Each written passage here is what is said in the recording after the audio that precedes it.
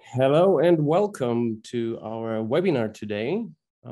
It's 4 p.m. in Europe and we are very happy to have you here today. I'll wait one more minute for some people to join and then we will start.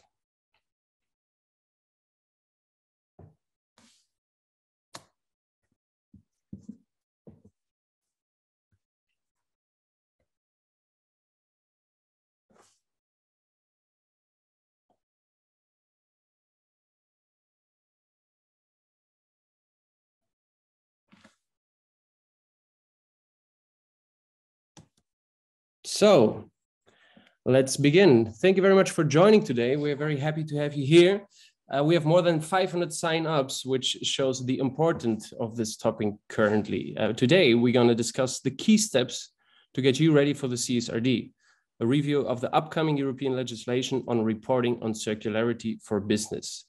The EU is pioneering the reporting standards, and we are very happy to see that resource use and circularity are getting into the focus.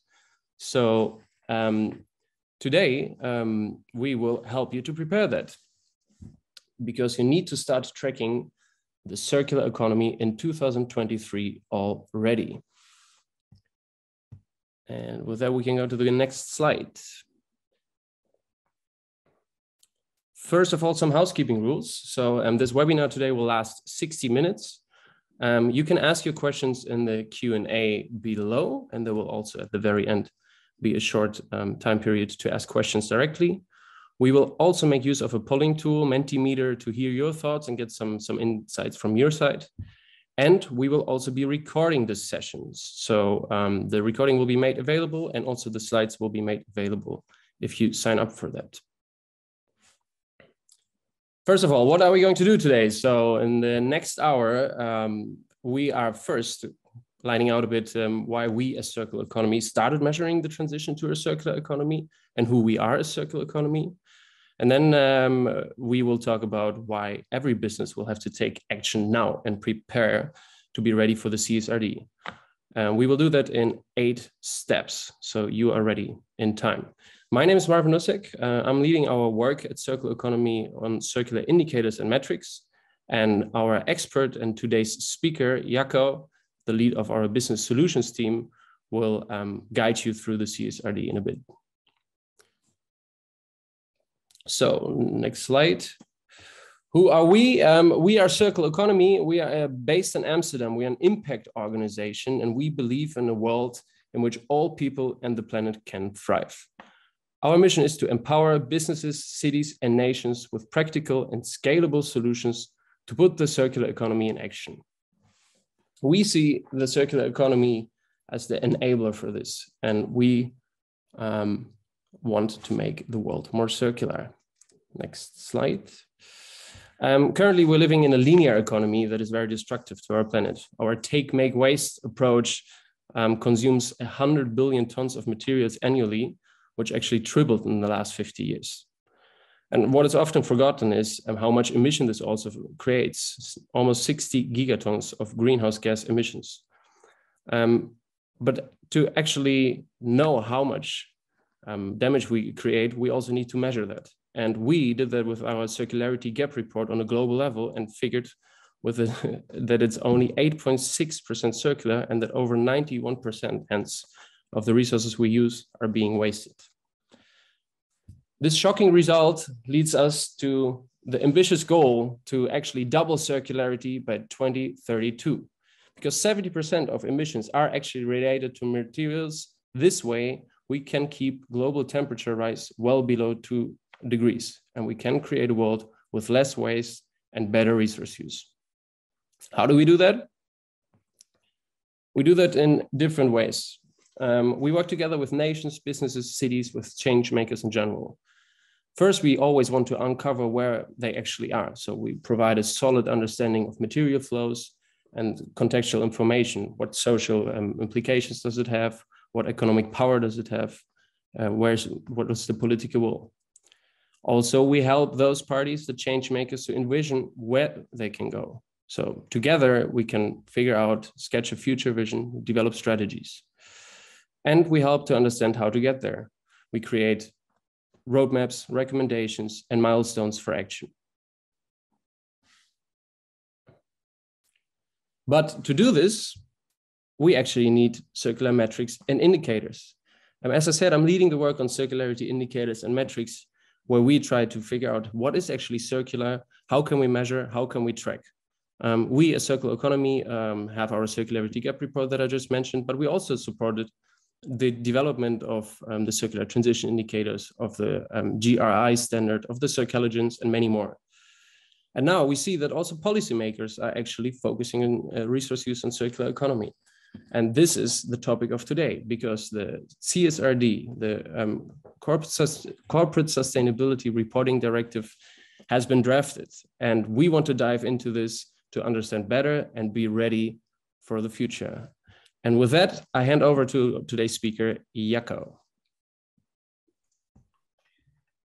Thank you, Marvin. Welcome, everybody. I see we've got a full house today, so very happy to have everybody here today. I'll go to the next slide. So I was first aware of the CSRD back in the summer about 8-9 months ago, when they were already fully in drafting the first statement. So I'm not quite sure how many of you have heard about it, about the Corporate Sustainability Reporting Directive. But that's, I think for us in a circular economy bubble, it's a very important next step. It's really showing that this is not something that's optional anymore. It's for businesses in Europe. This will be mandatory. This will show that we need to take steps. And that's going to be the topic for today. I'm very happy to be your host today. But before we dive in, my colleague Marvin already mentioned that we are using Mentimeter today to get also some bit of interaction going and to get your input. And I'm right now going to start with the first question. So my first question to all of you, just to see what we're dealing with, is how much do you already know about the CSRD, about the directive, about circularity reporting in general? So if you can look up at the screen, there's a website there, www.menti.com, and a code. And if you go there, you can actually help me answer this question, and I can see your results coming in. So I'll give you a few minutes. I can see the first ones already found their way in. I'm happy to see that there's already people preparing for it. There's more coming in now. That's nice.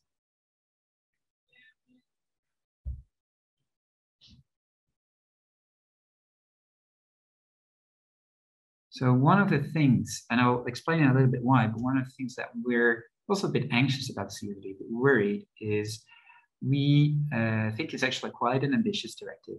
There's a lot of good things about it. A lot of things that are also still vague, but we're worried that businesses aren't ready for it. And there's no use in applying a standard if nobody really is ready for it and can work with it. So that's why we also asked this question, to see how many people are actually already looking into it. But I can see from your results that, well, we already expected that, but nobody says I'm actually ready. And most of you said, I've just heard about it, I've seen it mentioned a few times, or had a first look at it. Well, I'm hoping that today will help you a little bit further, and that everybody here will in the end be at least at the green bar, that you had a look at it with us together today. I'll continue now, but very happy to ask your input a few times later on as well. So first, just what is the CSRD? Well, the name says it, it's a directive about sustainability reporting.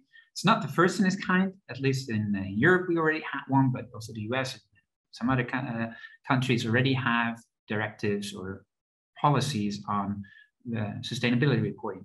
What will change, and why this is actually very impactful, is first of all, it's much more companies that will have to do it. Approximately 50,000 companies, so almost over 4 times as many as right now, will have to start reporting on sustainability, but that's already a big gap. The second one is that it's going to be about what they call double materiality. So right now in sustainability reporting in Europe, you'll have to report on how sustainability issues affect your business. In the future, you will also have to think the other way around. How does your business impact sustainability? So not just how does it impact you, but also how do you impact sustainability in society? Then the third thing is, and that's currently happening, there will be very detailed standards mandatory by the EU to report on. So they'll prescribe in quite a bit of detail what you need to report on.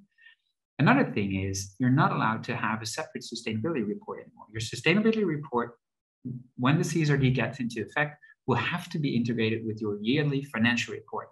And the interesting thing about that is that it needs to be assured. There will be an accountant checking if you reported in the right way on sustainability. So a lot of the accountants will also have to work with that. And lastly, but not to be forgotten, is that all the sustainability reports from now on need to be digitally tagged, so you can very easily online find the right information about businesses. So this is already quite ambitious. But then if you look at the current draft standards out there, so these are the 11 standards that are currently being drafted that will guide or tell you what to report on. There's this one standard that we'll look into today, and that's the standard, it's called E5, about circular economy. And it's the first time anywhere in the world that businesses will be have to report on circular economy. It's mandatory. And you see that the draft is still very drafty. Of course, they're still figuring out how to do it, but it's coming. And that's the focus for today. I'll be talking about why this particular standard on circular economy is very interesting, but also very ambitious and very challenging. So that's our focus for today. Just to give you a bit of timeline when the CSRD will come in. In May, last May, they published the first drafts of these standards by the EFRAG. You can forget about that, but that's the committee who actually is drafting these drafts. In October, they will be finalized and they will be set by the EU Commission. And then in 2023, and that's the big thing, it takes effect. So in 2023, companies will have to start reporting. So that's 3/4 of a year from now, companies will have to start collecting the data. In their 2024 report, it will have to be integrated there. And the interesting thing is, if you look at the very last part of the timeline, they're also expecting this to go to SMEs. So not just the 50,000 biggest companies, but further along the line, it's also going to be all the SMEs that have to report, probably on a simplified version. So this is going to be our guideline for today. We're going to look into 8 steps, a step-by-step approach, 8 steps on how you could prepare yourself or how you can work towards that report, especially focusing on the circular economy reporting for the CSRD, so for every European business out there. This is close to our heart because we've worked on circular economy metrics for years now, and we've already analyzed over 30 organizations, 500 products. I think it's reaching 700 nowadays. So this is work we've done a couple of times now. And we're just very happy to share that with everybody else, because that will, compared to what will have to be assessed on the CSRD, the 600-700 products that we've assessed is nothing. So we'll have to join forces to do that. So first, a bit of a technical bit. I'm hoping to simplify things a lot today, but first, technically, there's 9 what they call disclosure requirements for each for this particular standard. They're still in draft, so they could change. There might be disclosure requirements being killed, maybe a few be added. It's a bit of a guessing game at this point for how it will look like. But right now, there's 9 disclosure requirements in the draft. And if you look at where that fits, I'm not gonna go 1 to 9, because actually the order doesn't really make sense if you look at how you should be preparing for it. But I'll cover all of these 9 directives, the disclosure requirements throughout the various steps. And you can see here where I'll be addressing which one. So with that, I'm just going to jump in. And maybe it's good to say here, as I said, it's a draft version. So some of it is still vague and they're still trying to figure out. Other things we are still trying to figure out. So some of it is just a guess from us, how it's meant or how it will be looking like. And then there's parts that are just still blanks, and we're just trying to fill in some of these blanks by our own expertise. So you're going to see a mix a bit today of what's really in the document itself, how we interpret it, or how we expect it to work in practice. So first, I'm going to jump into step 1, the materiality assessment, which basically means where are your biggest impacts, risks, and opportunities, where to focus. And quite logically, that's step 1. Where do you focus your circular economy strategy? Where do you focus your circular economy reporting? If you look at that, there's right now the text says you need to do 3 things. First, you need to describe how you're going to identify impacts, risks, and opportunities. So the process, how are you going to do that? And there's actually more than half a page just describing each of the things that you need to describe on that. Then obviously, you also need to tell what is it that you need, what did you find? What are the impacts? What are the risks? What are the opportunities that you found? And then the last step, which is quite interesting, is how does that link to your action plans, your policies? I'll discuss it later. And how does it link to your business model? So here, and I think this is quite different from some of the other topics on the sustainability reporting, with circular economy, they're asking specifically, how does it link to your business model? And I'll focus in on that one in particular, because it's a bit of a different one than what we're used to in general sustainability reporting. So basically, if you're thinking about your business model, and you really have to think a bit through, you have to think a bit more about that than usual. You have to explain how your business model is linked or isn't really linked to these 4 objectives: eliminating waste, keeping materials and products at their highest level of quality, regenerating nature, or decoupling material extraction from economic activity. So is that quite a bit? You really have to look at your business model and tell how you perform on those 4. And some companies that will be quite straightforward, others actually don't really link to any of these 4 and have a bit of a struggle. So just as a bit of guidance, we've done quite a bit of business model work. We've created a bit of classification. You can see it here on the right, what we would consider circular business models. And just by looking at them, and there's also, if you get the slides after today, you can see there's a link here that will give you much more information on these 9 types of business models.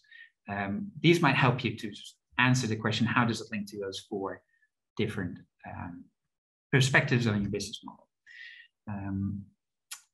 I'm going to highlight here one specifically, and that's the last one: decoupling material extraction from economic activity. For some of you that are very familiar with circular economy, that might be a familiar concept, but I was also assessing that some of you will actually not really know what that means, because it's quite a vague, holistic concept. So I'll just present one perspective you can have of it that will make it more tangible, I hope. And that's what we call the value hill. And the value hill is, I would say, a metaphor. It's a metaphor of where you can see, and that's on the left, in a linear economy, for going from extraction to retail, we're building up value. Every step adds value to the product. Then you get to the user, where it has the maximum value. The user pays that value to basically the whole value chain. And then after use, it gets destroyed. It goes to a landfill, or it gets to incineration. Basically, it loses its value throughout use and afterwards. And the circular economy is trying to retain that value. It's trying to bring that back. So it's trying to basically decouple extraction from economic value by just keeping things in the loop and basically minimizing extraction as much as we can. And then you see a couple of strategies here: reuse, redistribute, refurbish, remanufacturing, or recycling. So basically, if you have to explain how your business model is helping to retain value, then these are the things that you need to describe: how it's helping reuse, refurbishment, remanufacturing, etc. I'm now going to step 2, indicators. And of course, measuring the impact of your business and of your products. That's all about indicators, and we've done a lot of work on that as well. We've compiled a database of over 150 indicators that you can use, and that is growing. But the CSRD specifies also quite clearly what kind of indicators they'll look into. But first, a little bit about indicators, because you have a wide variety of indicators, and I've got a bit of a classification system here where it's about headline indicators. That's more about the goal that you want to achieve. What are you striving for? Then performance indicators, that breaks down that goal into subsets where you need to work on. So separate goals that and ultimately will lead to that overall goal. And then process indicators, there's much more on the process of going there if you already have implemented a strategy? Do you have the right partners? Did you think about your design process, etc.? They're not going to impact the goal directly, but indirectly very important, of course. And if you look at the CSRD, I think they've done quite well of mixing these kind of indicators, so you get a bit of a rounded view of how your business is doing. So when it comes to the headline indicators, there's the Directive requirement 2, the disclosure requirement 2, which is on targets. You have a couple on performance indicators, which is resource inflow, resource outflow, waste, and then there's a few on more of the process behind it: resource use optimization, circularity support. I'll be going through all of them, but I'll start with the ones on the bottom: performance indicators and process indicators, because they're the first one you should be looking at when you're starting to implement circular economy reporting. I'll go by them one by one. So first, what we call the material flow indicators. They're on the mid-level, the performance indicators. If you look at your company, there's resource inflows, there's resource outflows, and there's waste. And on each of them, the CSRD specifies what you need to report on. And that's here. So on the inflow side, you need to show if you're using recycled input materials, reused input materials, or renewable input materials in quantified way. This is not just qualitative. This is quantified how much of that in mass and percent you're having in your resource inflow. If you look at resource outflow, so basically your products and your byproducts, you need to report on how much of those are hazardous, but also how they're being designed. Are they designed for durability, reusability, repairability, remanufacturing, or recyclability? So that's quite a few steps. And then you need to report on your waste. So basically anything that you're not selling or in another way is a product on its own, but really just waste. So you need to report on what your waste generation is, how much can be reused, so how much of that's recycled, how much of that's incinerated, and how much of that is landfill. So that's all things that you have to quantify specifically as part of the CSRD. So these are all the material flow indicators, and shows that businesses from now on will not just have to look at financial indicators, and not even just at life cycle assessment indicators, so basically environmental indicators they're used to, but now also have to implement material flow analysis, MFA indicators. And then there's the process indicators. So on the bottom of the pyramid that I just showed, the process indicators that they have to report upon. And the first one, resource use optimization. That's on 2 levels. First, you have to tell you what the strategy is to optimize resource use. That's really still a vague one. I'm also still struggling with that. Really, is what is a strategy to optimize resource use? But the second one is already much more clear. It says that you need to report on the revenue you get, so financial indicator, revenue you get from different kinds of revenue models, I would say. Revenue models that mix with the circular economy. So you have PaaS, which stands for products as a service models, rental, leasing services, share models, you name it. So you really have to start looking at your offerings and your products and tell which of them fall into any of these categories. Sometimes it will be 0, but then you'll need to report that. And sometimes it will be higher, of course. Circularity support, I think that's a bit of a weird name for a disclosure requirement. But what that means is, how are you working together in your value chain? It could also be called value chain collaboration. It's really about what's your strategy to look up and downstream your value chain, so to your customers and to your suppliers. Do you already have the partnerships with them to collaborate? I'll admit that when I first saw the CSRD, I was a bit disappointed that they really took the company and not the value chain as a focus point. So you don't need to report upon what kind of polluting supplier you might have in China, but you at the very least will have to report on that you're aware of that supplier, you have a strategy and a partnership, hopefully, with that supplier to work on the issue. So you don't have to quantifiably report on what your supply chain is doing, but at least you have to show there's a risk there. So that's already earlier on in materiality assessment. And then you have to show that there's a strategy and partnership in place. And then the step 3 is where you actually need to do the work, the baseline assessment. You start measuring. I know some companies that set up their own systems already for this. You can, of course, if you have the manpower, build the Excel sheets and do the data collection in and outside of the company. There's also tools and frameworks out there that help you to do it, or at least make sure that you do it in a uniform way. I'll show a few of those. Some of you might know it, but it's quite a diverse and fast-growing landscape. We've got Circularity, the GRI standards, Circularity, Cradle to Cradle, the CTI framework, Circular Transition Indicators, our own gap metric, circle assessment. There's quite a few. I've not even included all of them. So what we did when we first noticed that this very emerging field is we created an overview. So we've created a report. I'll share a link later on.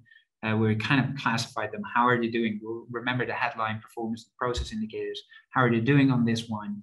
And also how far along, how mature are they?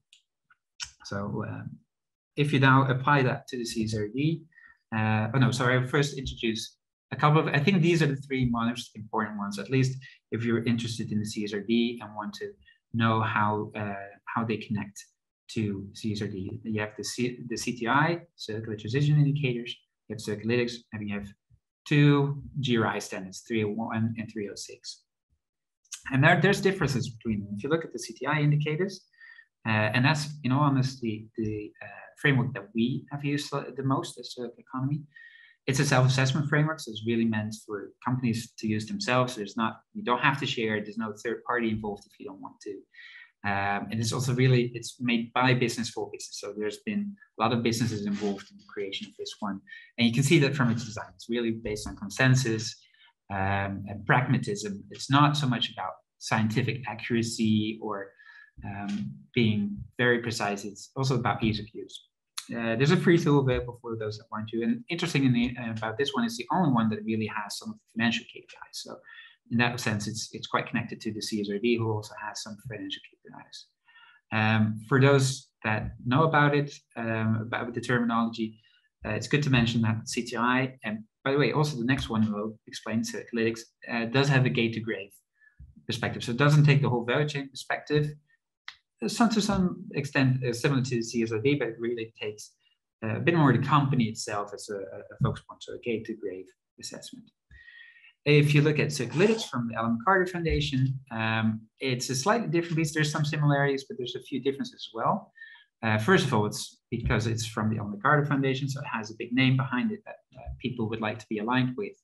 And it's not a self-assessment tool either. Of course, you can fill in the assessment yourself, but then the results are shipped over to Ellen MacArthur, the Ellen MacArthur Foundation, and they'll give you a final rating. So your data is shared with them, and they'll do the assessment. So you get a bit of a third-party review if that's what you're looking for.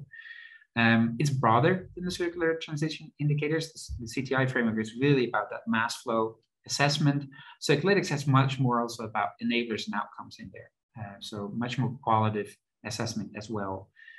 So qualitative assessment is more about supporting processes. The outcome indicators are much more about how is your design, what are your physical assets, what kind of services do you have, how do you finance it? So it's a much broader assessment than the CTI framework gives, but it still has that gate to grave perspective as well. And then the last one, the GRI standard, that's a huge framework. That's a GRI standards cover a wide array of sustainability issues. And they have these two specifically for the circular economy, although neither of them are actually called that. So it's for some companies really important to be part of that bigger sustainability framework. It has those quantitative assessments, but they're also looking into how the value chain is organized, how what the composition is of your waste, how you're managing your waste. So it's a bit more technical, but also qualitative than the other two. For instance, it really looks into management practices and other process indicators. What I like about the GRI is really the cradle to grave perspective here. So they're definitely also asking you to look into what your supply chain is doing, what waste are your suppliers producing. So you can't just export the problems to others and say that's happening in China with my suppliers. It's far away from me. No, under GRI, you also have to report on that. If you look at those three frameworks and then splitting up the two GRI standards that I've mentioned, they're quite already in tune with the CSRD, or probably it's the other way around. CSRD kind of looked at these tools and figured out what they would like to integrate in their reporting. They're not so much aligned on things like definitions and system boundaries. So my expectation is that all these standards will come with an update to align themselves with the CSRD. So I still expect that each of these tools will be usable if you're looking to prepare yourself for the CSRD. And you can see most of them cover all of them. So the CTI framework will have to start including some waste indicators as well. But like I said, I think all three will have to do an update to fully align with the CSRD. So here I'm stopping a bit of my monologue again. I'm going to see if I can get some more interaction with you as a group. So my question right now, and that's the next question on the Menti meter, and if you just joined, you can see in the top the website and the link, the code to bring you to this question and where you can answer this question. How challenging do you think the three steps that I just described will be for your organization? So the materiality assessment, so where is your impact, your risk, your opportunities? Then selecting the indicators out of that list that I presented, performance indicators, process indicators as shown in the CSRD, and then actually doing the work, getting the data in and putting all those indicators in. I start to see some reactions coming in. Thanks for that. I might admit, a bit surprised to see that most people think they're well prepared for the baseline assessment. In our experience, it's one thing to set the KPIs. It's another one to get all the data in, also from your suppliers and your customers, that you need to actually operationalize those indicators, get a first baseline. So in all honesty, our experience a little bit is the reverse. Most companies are happy to select indicators, but don't feel very prepared for the baseline assessment. But I can see most people think they do have the data. I'm going to wait a few more seconds to see if this is a consensus that stays. But I'm happy to see that most people think we're somewhat prepared for this. It's easing my worry a little bit. Okay. Before I'm continuing, I'm going to check if there is questions coming our way. As you probably have noticed, there's a Q&A option here. So you can ask a question to my colleagues and they'll try and answer it, or at least forward it to me if there's an interesting question to be shared with the group. So I'll let them decide on and answer the questions. If there are no questions for me yet. If I may, Jacco, thank you. So after you've just introduced us to these different frameworks, there was actually a question whether the EU is rooting for one framework specifically. And are these standards developed by private entities or NGOs? That's a good question, actually. I'll start with the last one. The three, there is a wide array, as I said, a wide array of frameworks and tools being developed. Some are by consultants, like the Circularity framework is developed by the Boston Consulting Group, BCG. Is about the most advanced tool out there, but it comes with an expensive BCG consultant. But if you use that one, you'll get every answer there is to know. And some of them are by NGOs, like the McCarter Foundation, who created the Circularity tool, the Circularity Gap metric that we developed. And there is a business association. So technically, I think the World Business Council for Sustainable Development counts as an NGO, but I would call them a business association because they're very much led by the industry itself. And they created the circular transition indicators. And you kind of see that back in how they're designed. Like I said, the CTI framework is very much based on consensus and practicality, making it practical, whereas the Circularity developed by the Ellen MacArthur Foundation is trying to give a much more rounded assessment, but it comes with an assessment by the EMF themselves. So they kind of put themselves in as a judge and assess your performance. And then the last one that I mentioned was the GRI framework. GRI framework is an NGO, is a very established, well-known framework for sustainability reporting. So known to be quite independent and reliable. And in all honesty, I don't really know. Like technically, the CSRD doesn't point to any of them for it's not singling out any of them. It's not even mentioning them. I do know that the committee behind it, the EFRAG, behind the standard, has a partnership with the GRI, so they are collaborating on information basis. But it's not like the CSRD will technically not have a preference on any of them. My personal feeling, though, is if you look at the standard, the current draft standard, I should say, for circular economy, it's definitely something they've definitely had an eye on. I think both the Circularity framework and the CTI framework, maybe also GRI, but that's less clear. So they had an eye on it. And I think that's good, because otherwise I think the challenges for companies to start working on it is even bigger. Was that the question, Marvin? Shall I continue now?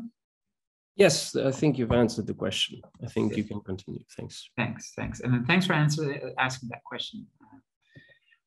So I'm going to go to step 4, define policies. And I'll be very fair. This is one that I still struggle with. I'm not quite sure what the CSRD is asking here. The term policy is something that you see in pretty much all of their sustainability standards, all in draft version right now. But it's not yet clear how that, what they're exactly looking for if you apply that to the circular economy standard. My current hypothesis is that they're referring to how it looks in practice. How are you, not how, for instance, take recycling, not how is recycling linked to a business model, how is recycling linked to your material flows, but really how does recycling look in your business? Who's doing the collection? What technology do you use? Is there a certification or another norm that you're applying? Who's responsible for recycling in your company? Really, what does the policy in practice in your business look like? You can see that the term on the top here, you see this line is pretty much exactly how it's mentioned in the CSRD. So you need to describe your policies to decouple economic activity and to regenerate renewable resources and ecosystems. So here the decoupling comes back again, and also the term regeneration. And here on the screen, I've just added what we feel, this is coming out of our own frameworks at circular economy, what we feel is probably what they're looking for. It's either how you're prioritizing renewable resources, or how you're regenerating materials or energy, how you're stretching the lifetime of your products, what are you doing to maximize lifetime for products in use or after they've been in use, how you're looking at your biological products, so those that are bio-based or even still alive, and how are you using waste as your resource. So are you recycling in a closed loop, in an open loop, are you covering energy, and really how do you do all these things and how is it organized? That's my current feel for what they're asking for here.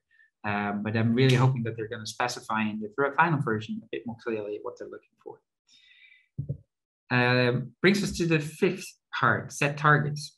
And that's obviously because that's what you get if once you've done your baseline, you've said, okay, this is the policies that I'm going to look in, these are the impacts and everything that and the risks and the opportunities that I see, then it's time to set your targets. And here the CSRD is thankfully a bit more explicit on what they're looking for in terms of target setting.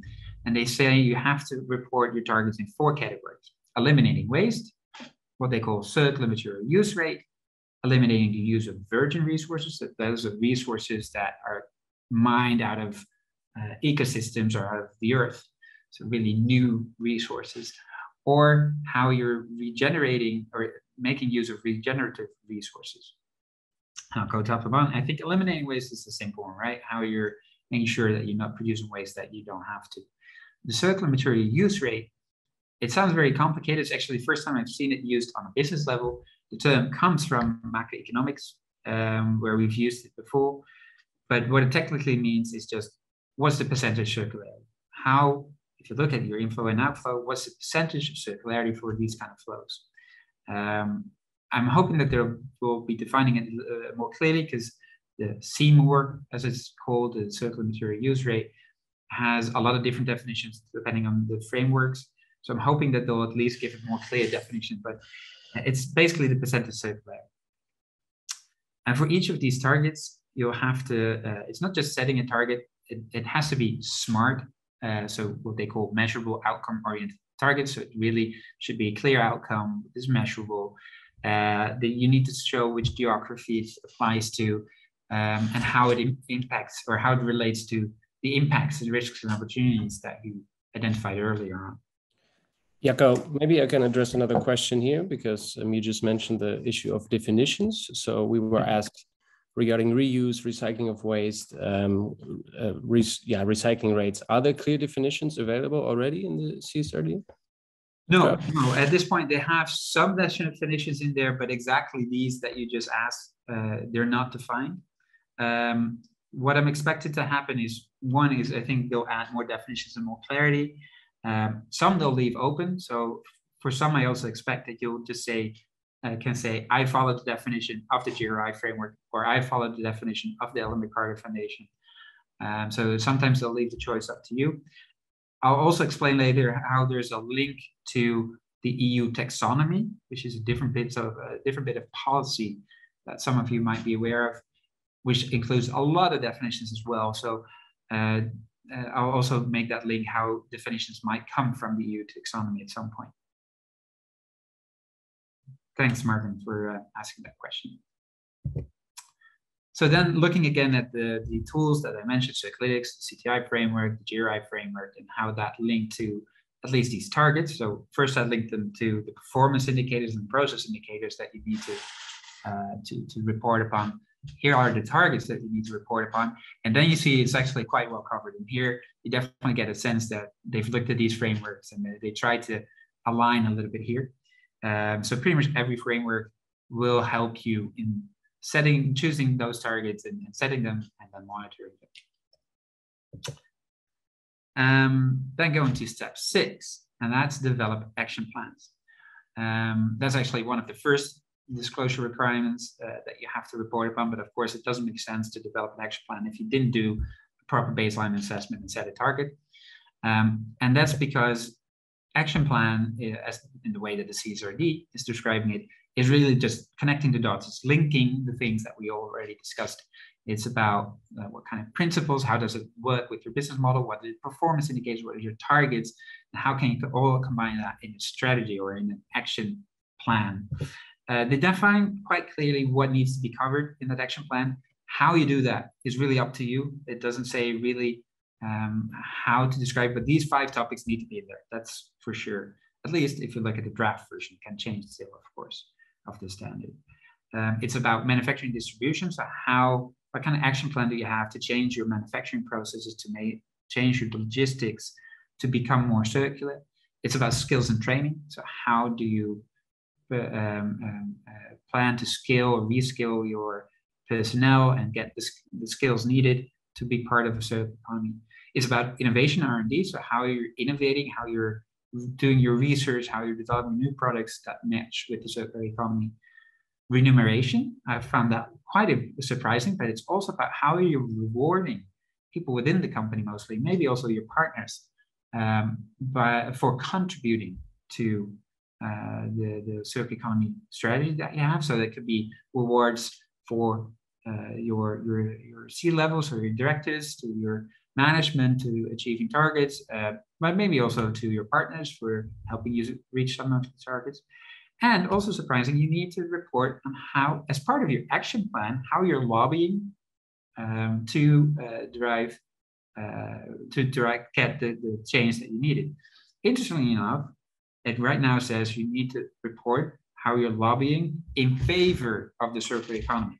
So I'm not sure if it's intentional, but by the way they described it right now, you don't have to report if you're lobbying against implementing circular economy, but you have to report it if you're lobbying in favor of it. So I thought that was quite funny and maybe something that should be changed. I'm nearing the end. I'll speed up a little bit so there's some time left for questions. But then they assess financial effects, and this one is actually quite technical, and it comes back to the EU taxonomy that I mentioned before.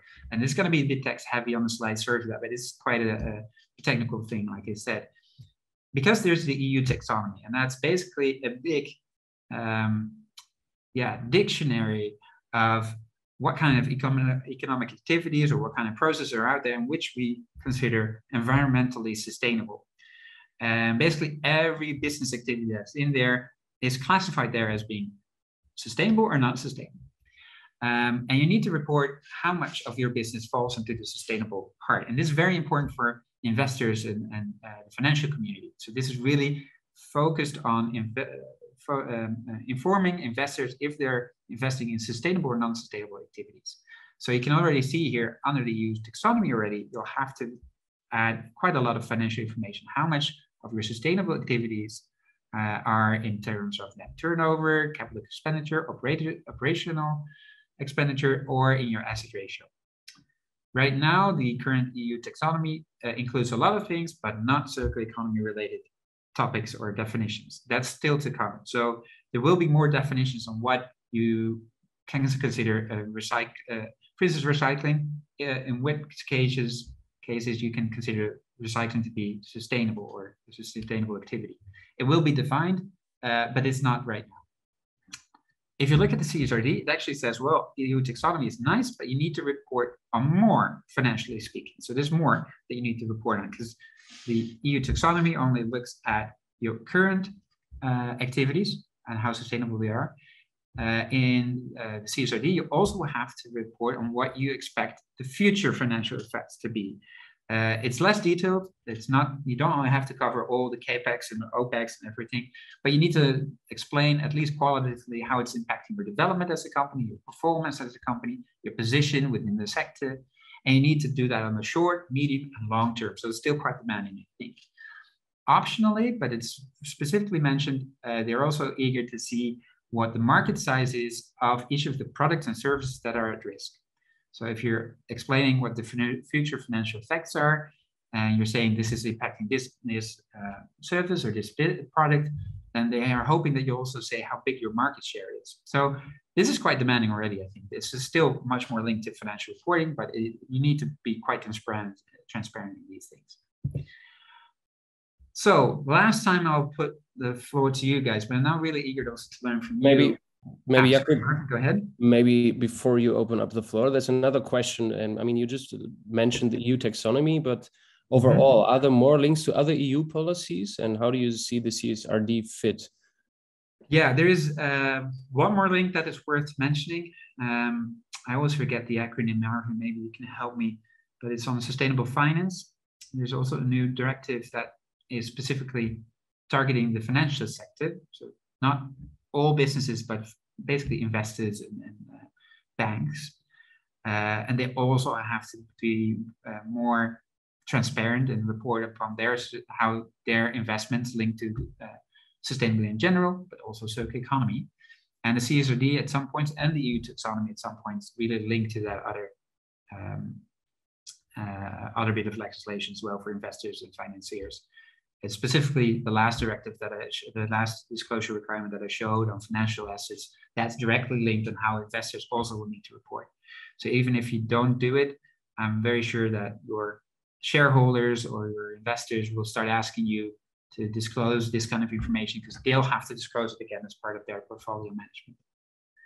And thank you on the chat. There's already a few people helping me. It's the CSRD, indeed. Sustainable Finance Directive on Reporting, if I remember correctly. So they'll be using a lot of that data. And I can see some people already found the question on Mentimeter. Thanks for being so proactive. So the question was, which ones are going to be challenging for you? And it's not surprisingly, people think that the policies and targets could be quite challenging, but is I'm guessing quite doable, but it really gets tricky on the action plans and on the financial effects, especially. So I know that we also have a finance team, which is also partly linked to Marvin's work. And through them, we know that indeed investors and banks are still kind of struggling with the upcoming legislation and trying to see how it fits their business. And I can see it's for businesses, it's the same. This is going to be a challenging bit. It's going to add a lot of transparency to the sector, but it's also going to be quite challenging. So I'll quickly round off. So there's some room for Q&A if there's any of those. But of course, there's this last step of reporting. If you did all these steps from 1 to 7, you should have all the information in under your grasp, that will allow you to report as part of this European standard. But you're not there yet.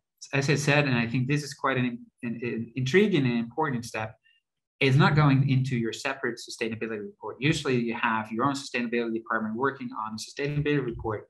And of course, you will be talking to the financial department. There's two different processes. It's not going to be in the future. You need to integrate those two reports.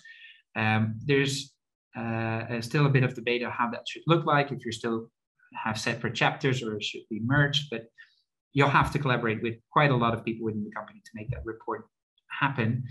And that also, as I said in the beginning, will mean that you need to ensure third-party assurance. The CSRD, interestingly enough, right now is, I think it's not passed or about to be passed in the European Parliament. So there's still some political negotiations going on.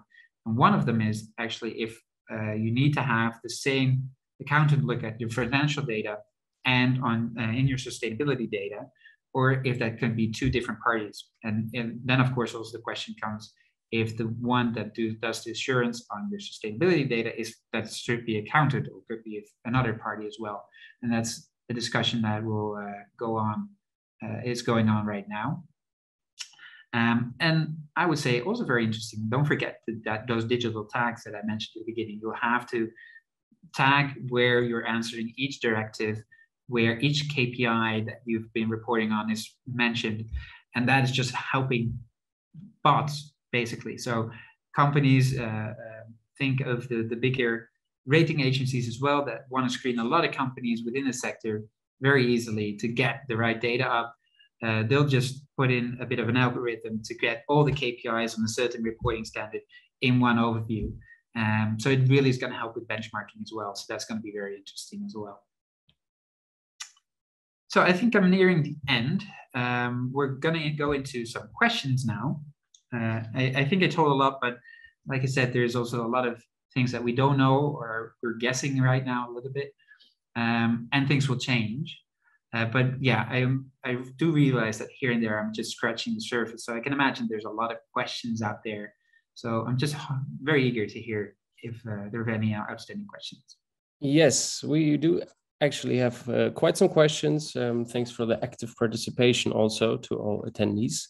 A first question that was asked is whether you can elaborate a bit more on the third-party assurance. So the specific question was, is there a list of third-party verifiers of the data that will have to be reported?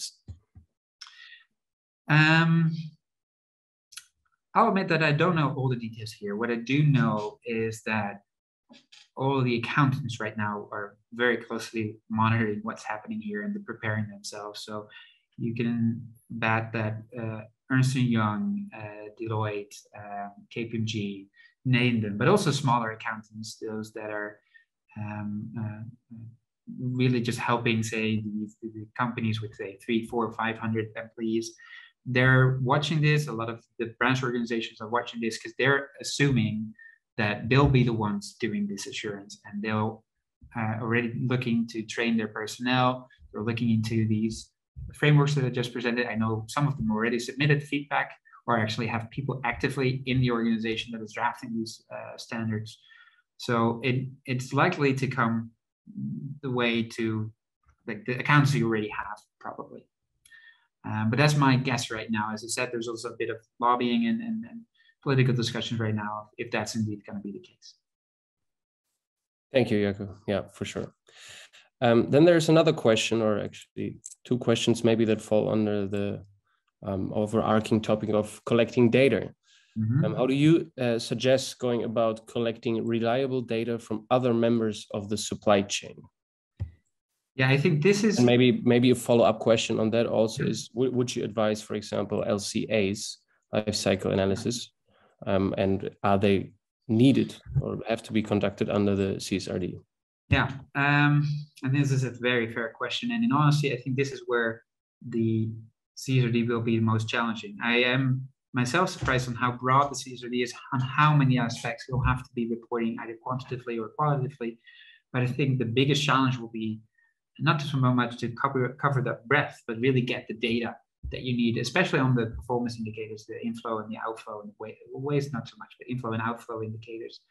There's a lot of data needed from your suppliers and your customers there. Right now, and like I said, we've helped over 30, 40 companies do this before using the CTI or Circularity or our own set of indicators. And I know that it's very hard to go to your suppliers and get that data, especially if you're in a competitive environment. So this is where I think a lot of companies will need the preparation time. Some of these standards and tools will help you. I know that the CTI standard comes with a tool, and the tool in the near future will allow you to just send out an inquiry to your suppliers to ask for the right data. But there's not a lot of options out there yet on this. So it's also a lot of you and your buying personnel doing the work. When it comes to LCA, if you have LCA data for a product, you're almost done, because that's, I would say, 80 to 90% of the data on the material flow analysis side that you need. I know that for a lot of companies, this is actually not really realistic. They have thousands of products or services, and it's very, LCAs can be very demanding, especially if you follow the more strict standards on LCA. They're very demanding and they require a lot of investment, and you basically don't have, most companies will not have the resources to do this for every product involved. And this is where MFA starts to be a bit more realistic, because it's a more lightweight instrument. It's a bit easier to do. And so what it comes down to is you will have to perform an MFA for your organization. And to do so, you'll still have to reach out to your suppliers and customers. Thank you, Jacco. And then maybe one larger question also, maybe you can elaborate a bit more on who will actually have to report. So there was one example in the chat of an SME based in the Netherlands, but the Japanese listed company is actually doing the reporting. And then there's also a question in general of non-EU based companies. How should they be looking at the upcoming standards? Yeah, and this is where it gets interesting. I'm very happy with this question, because I started this presentation say it's 50,000 companies, but that's only scratching the surface. Because as a kind of linked to our last question, these 50,000 companies, and those are companies, if I remember correctly, that have over 250 personnel, and I think about 40 million turnover. Don't hold me to the last one. I'll have to look it up, but I thought it was 40 million. So that's reasonably big companies, but you're not huge. Just reasonably big companies already will have to report, and they'll have to reach out to their suppliers and customers for data. And that means that all of the SMEs that work with semi-large companies will also have to supply that data to actually allow those to report. And people that are financing, shareholders that are financing these companies will have to collect data from these companies to be able to report on the other European legislation. So I'm expecting a huge trickle-down effect, even to international suppliers. So if you're a Japanese company, you're supplying to the EU, that means that you have to help your EU customers to be able to report on the CSRD. So it's going to have a huge effect, I think, I hope, but I also fear a little bit, because this is going to be very challenging for some companies. Thank you, Jacco. And I think then we can continue with the last slides. Yeah, because I think we're reaching the end of today's webinar. I'm very happy to see that so many people are still bearing with me after an hour. I just have one slide indeed, and this is just hoping to help you out a little bit more. So if you want more information, we'll of course share these slides and this recording with you. There's some links here to our own publication of business metrics, but also to the link of the current draft for the standard for circular economy under the CSRD. Feel free also to reach out to us. We're still looking for businesses that are eager to be a case study for some of our earlier work on the CSRD. We're really hoping to build case studies around the CSRD together with a group of accountants and banks that we work with to help, for instance, businesses that are joining us to explore what the CSRD means for them, but also for the larger community to learn from it. But we're also available for dedicated support one-on-one with companies. So just give us a call. We'll promise we won't send an invoice right away, but we have some offerings there as well. We'll also be sharing our recording and slides after today, and we'll be building a tool, a self-assessment tool where you can check in more detail how ready your business is for the CSRD, to get those, both the recordings, but also the upcoming tool that we have that you can fill in You can share with your colleagues to check your readiness. You'll please subscribe. We'll send an email after today thanking you for your presence, but please subscribe also to further updates after that. And then through these further updates, we'll share the recording and the slides. So you'll get an email with a subscribe link, and you can reply to that if you want to have the slides or more information, or you want to reach out to us. Yeah, and with that, I'm just going to say thank you to you all. I think we reached the end of the webinar. I hope it was informative, and yes, please stay in touch, reach out, and let's work on this together. Thank you so much.